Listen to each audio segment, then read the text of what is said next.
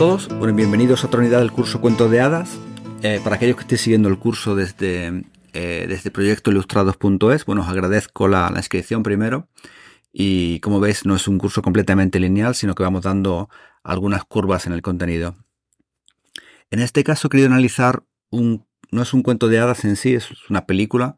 Está basado en un libro, pero al fin y al cabo es una película de los años 40, que es Dumbo o Dumbo. Y bueno, creo que es muy interesante analizarla porque vamos a ver todo lo que hemos estudiado hasta ahora, pero cómo se viene transformando en una época muy diferente a la de los cuentos de hadas de principio del siglo.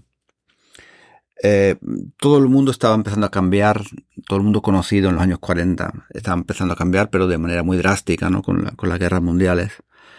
Y creo que esa historia, además de reflejar esa época, creo que mantiene mucho de los temas que hemos hablado hasta ahora, de los arquetipos, de los símbolos, y creo que es interesante verlos para ver cómo siguen evolucionando, no solamente en los años 40, también veremos alguna historia, algún libro o película también de época más reciente para ver cómo siguen evolucionando y cómo esa semilla de los cuentos de hadas pues se transmite de generación en generación a través de estos cuentos.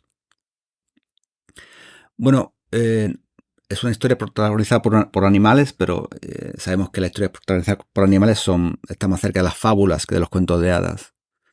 Pero las fábulas tienden a ser muy, muy cortas y tienen una única moral implícita, ¿no? Muy específica y que se dirige a una sola cuestión. Yo creo que en este caso la complejidad de los primeros largos de Disney se parece mucho más a los cuentos de hadas modernos por los símbolos y los elementos de la historia. También por la parte dedicada al lector, es decir, el espacio donde la vida de la personalidad, lo que piensa en el momento el lector o la persona que ve la película, puede tratar de recoger. Bueno, Disney yo creo que en esos momentos se abre a contar películas para todos los miembros de la familia, como hacían los cuentos de hadas, y en este caso desde lo más pequeño hacia arriba. Eso sigue sucediendo hoy en día, y de hecho es mucho más claro hoy en día, ¿no? Con Pixar, DreamWorks y otras productoras. Bueno, Dumbo es una de mis historias favoritas desde que era pequeño. Conservo una primera edición del libro que publicó Disney en los años 40, en el año 41 exactamente. Es una película producida por Disney, como decía, pero escrita por una pareja, por un matrimonio que se llama Ellen Aberson y Harold Pearl. Y fue ilustrada en su día por una ilustradora que se llama Ellen Darnay, en forma de una especie de visor que existía en esa época, que se giraba, y una especie de rol japonés casi, ¿no? Chino. Pero eso nunca se llegó a publicar. Vendieron los derechos a la Disney, que estaba en momentos drásticos, en una gran crisis económica. Es una historia un poco triste de autores, ya que recibieron poco dinero, recibieron creo que $1,000 por la historia y se divorciaron al año siguiente. Bueno, hubo un lío con los royalties que no recibieron, solamente recibieron por los libros, creo. Creo que cayeron un poco en el olvido. Eso es una pena siempre por los autores de libros, ¿no? Vamos a la parte que creo que son importantes en relación a lo que hemos visto en los cuentos, ¿no?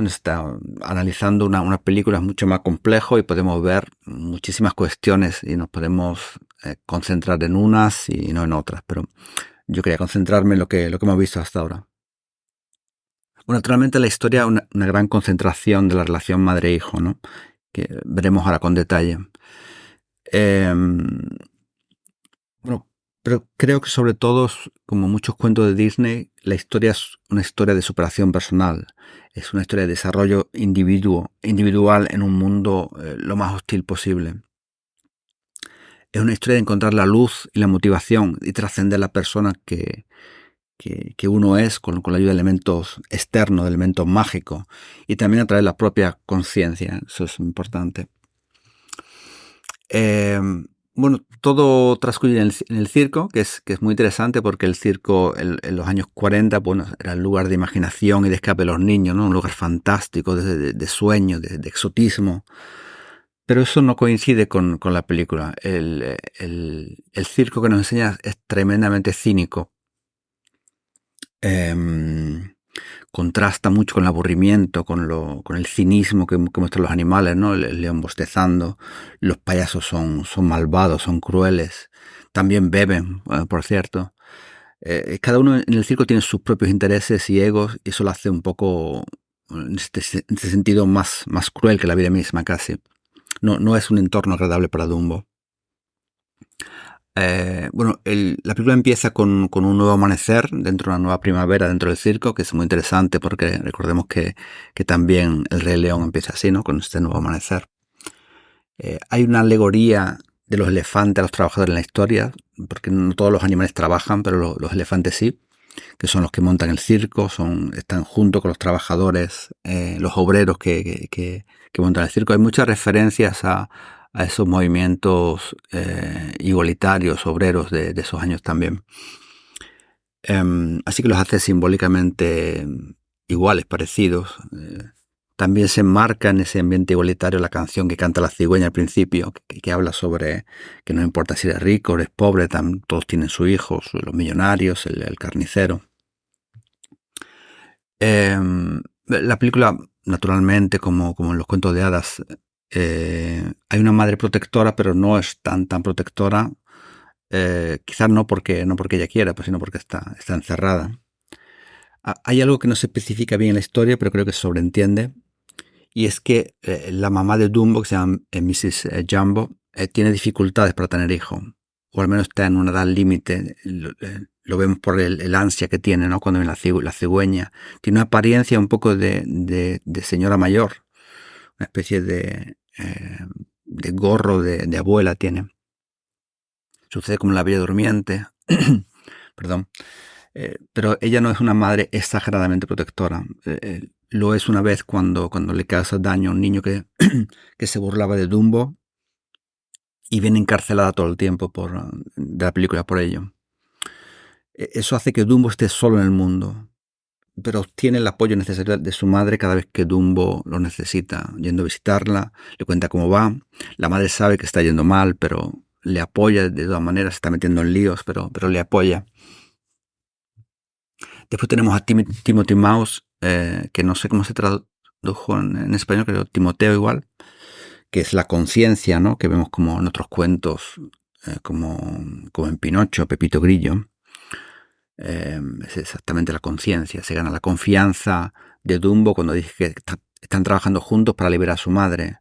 Le dice a Dumbo que para sacar a su madre debe convertirse en una estrella, es decir, se tiene que transformar en algo distinto que no es. Ahora es todo lo contrario.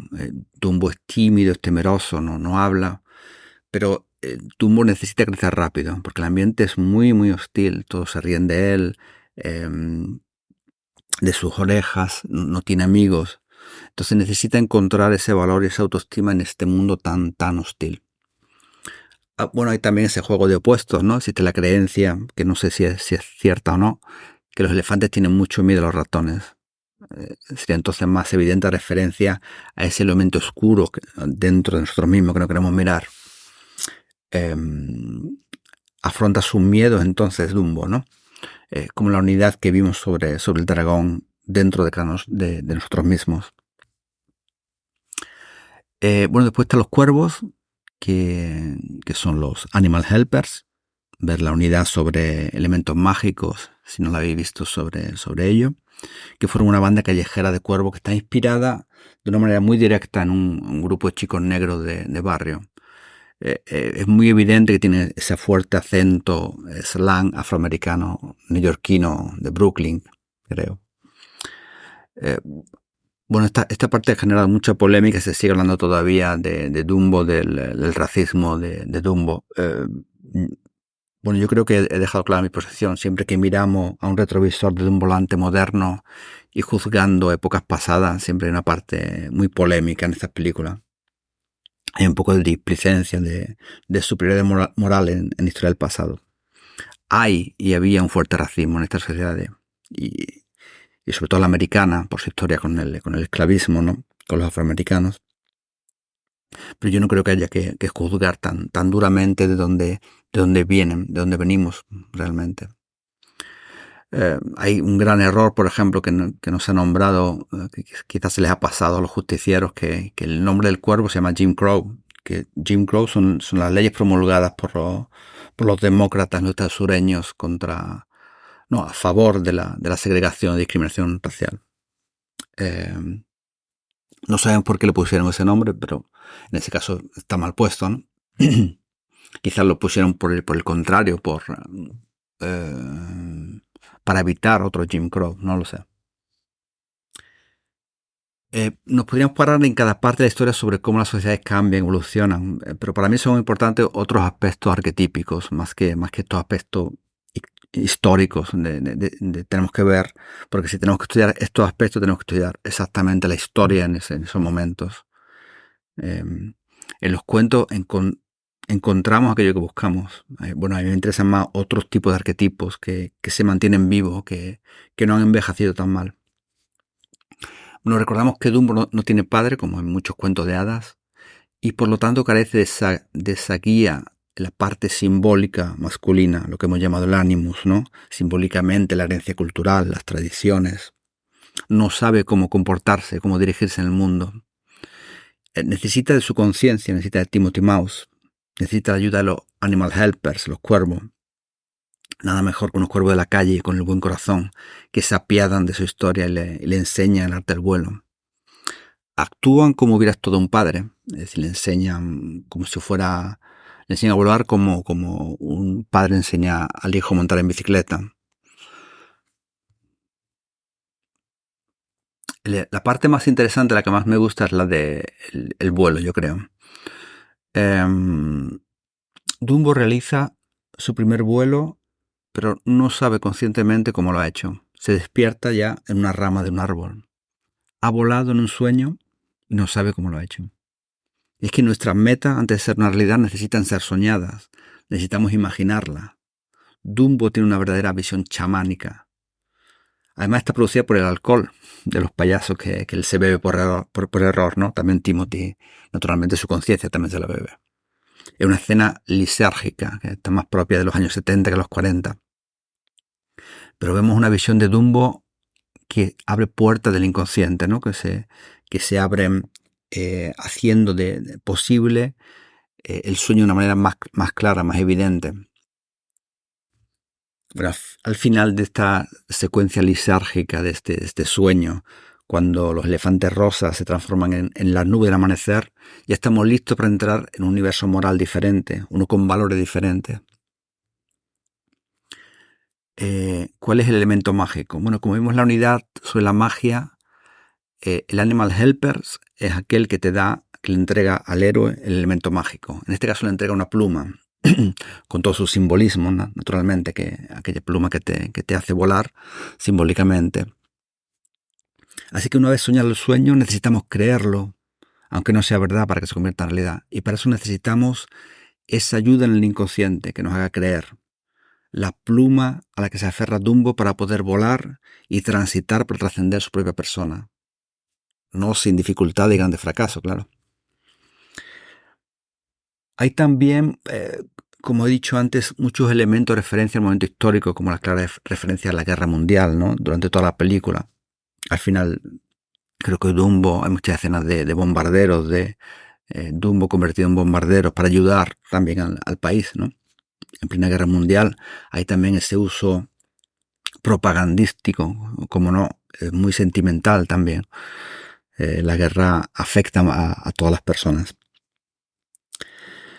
Bueno, hasta aquí este pequeño análisis de Dumbo. Espero que os haya gustado. Como veis, a mí la parte que me interesa de los cuentos de hadas o de los cuentos de hadas modernos, como en este caso, es ver estos elementos que hemos estudiado, cómo se transforman, cómo se transmiten también, ¿no? Cómo tienen esa apertura que permite también diferentes lecturas.